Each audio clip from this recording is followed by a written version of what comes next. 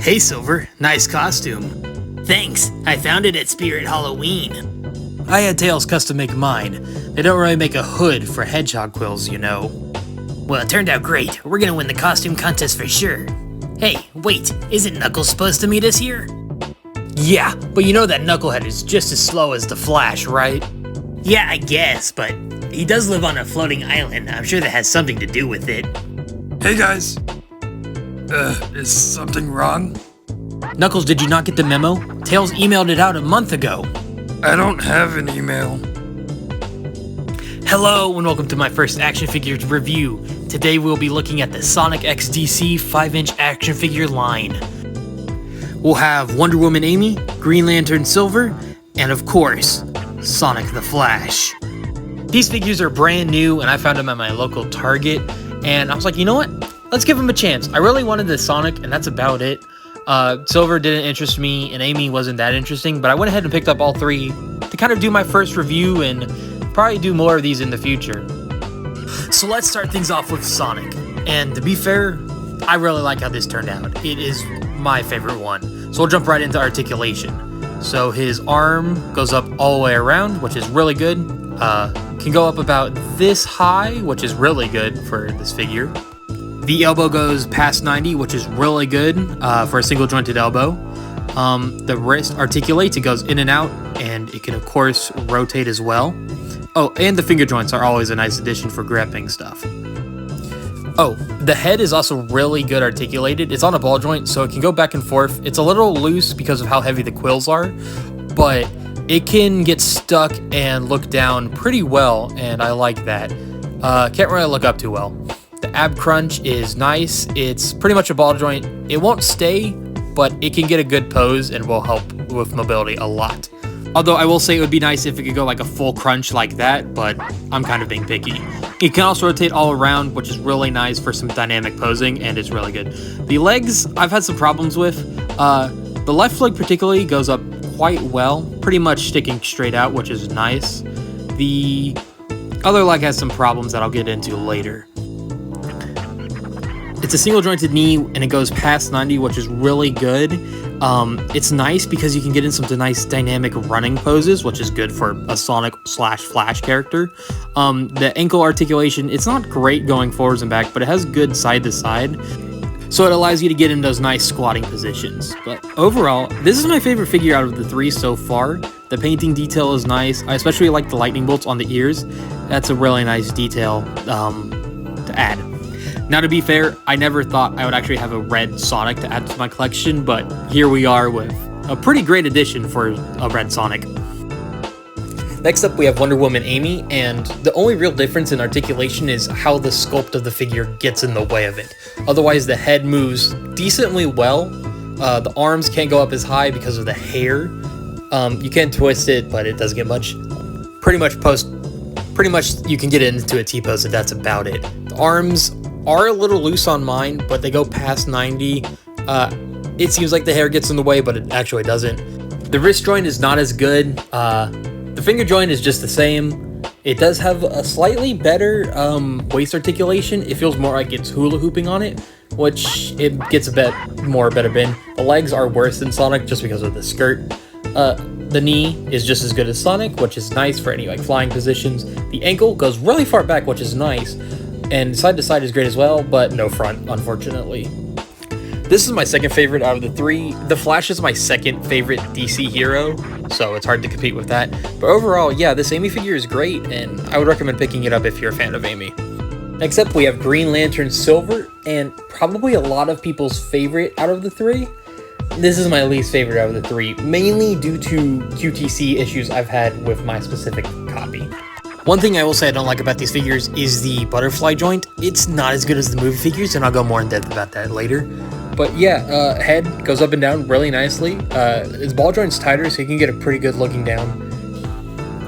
The arm is pretty much the same, 90 degrees, but it can go all the way up, which is really nice. Elbow bend's 90 degrees, like I said earlier. The wrist joint is fine, pretty much the same as Sonic.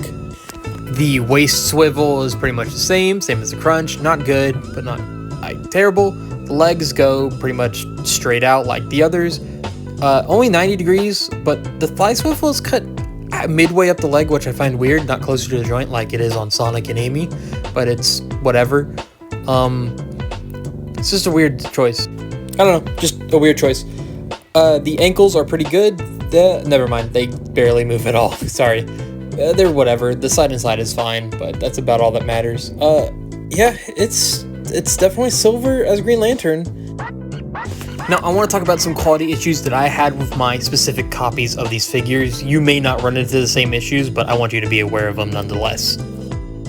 So, starting off with Silver, and it's about his left hand. Pretty much, it just falls off from the lightest touch. Yeah, see, I barely pull on it and it falls out. And it's so annoying because it won't click in, and I don't know why. Like, the peg is just cut too short or something. I can push all my might and it won't go in. Like, no matter how hard I push, it just will not click. And then it stays in, which is fine until I try and pose it, and then from the slightest touch of my finger, it will fall off again. And it's just really annoying to try and pose this guy. And it looks good, but that annoyance means I just can't get behind enjoying this figure because it will have a piece fall off every time I try and move it. So, I mean, it's probably just my issue, but keep that in mind. Now, for Sonic, his issue is actually with his right leg. Out of the package, I'd have to do this. Yeah, there it goes. The leg just popped off, and luckily it's a ball joint, so it just pops right back in there, but out of the box, joints should not be falling off like that. Now, I will say it is great that Jakks decided to go with ball joints for the leg attachments than pegs, because if that snapped out of the package, I would be so annoyed. But just be careful with these because their limbs seem to fall off. Now, I want to talk specifically about the butterfly joints because they're such a downgrade from the movie figures because they don't cut into the front of the chest, so there's no move for the shoulder to actually move around. So it's kind of just pointless at that case. It's just a novelty and an actual benefit. Now, I'm going to compare it to the Prime figure and the movie 5-inch Sonic, and to be fair, all of them are around the same height, but the Flash Sonic comes in second place. That movie Sonic is just so hard to top. The Prime comes in last, no doubt. It is. Jakks had just peaked with the movie figures already, but I will say the Flash Sonic is a good stepping stone for a really good 5-inch modern Sonic figure if they ever get around to it. Here is Flash Sonic next to 4-inch modern Sonic. They should make elbow joints for the 4-inch figures of Sonic, just saying. Here he is next to 5-inch movie Mario. And yeah, it's no doubt that the 5-inch Flash Sonic is way better than movie Mario. The movie Mario figures, in particular, are just not that great. And here he is next to Goku. Now on to Silver. Here he is next to 5-inch Super Shadow from the movie. Here he is next to 4-inch Silver. I kind of like how they just took the head and enlarged it for the 5-inch figure. It's kind of funny. And here he is next to Goku. Now moving on to Amy. Here she is next to Rusty Rose.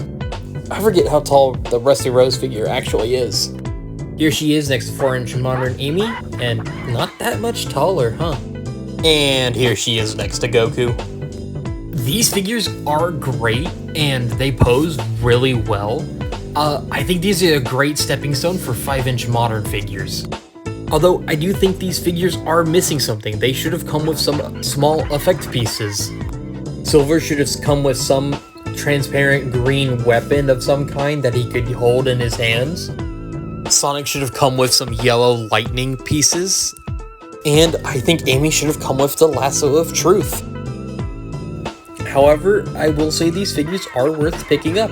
I feel like they bring a unique twist on Sonic figures that is very cool. I mean, there's such a niche thing of DC and Sonic that even if you pick up your favorite Sonic character or your favorite DC character, it's such a cool little piece to have into your collection. And once the other three get regular releases, this team of 6 is going to look really cool next to each other on a shelf. I'm sure going to finish the set. With that being said, subscribe.